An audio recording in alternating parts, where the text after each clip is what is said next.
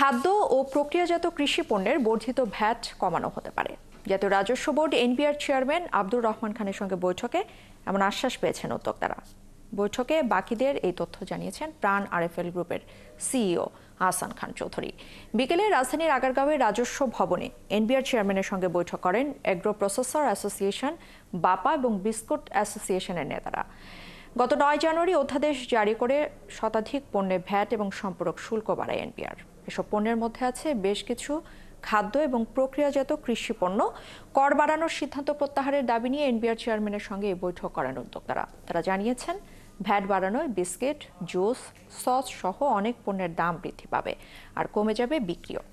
এতে চাপে পড়বে কৃষিখাত ও কোম্পানিগুলো। বৈঠক শেষে আহসান খান চৌধুরী সাংবাদিকদের জানিয়েছেন, বর্ধিত ভ্যাট প্রত্যাহারের অর্থ উপদেষ্টার সঙ্গে পরামর্শ করবে এনবিআর।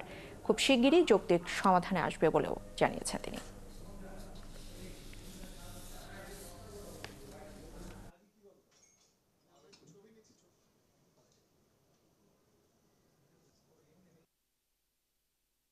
আমরা খুব গঠনমূলকভাবে আমরা সরকারকে বুঝাবো, আমরা বারবার বুঝাবো।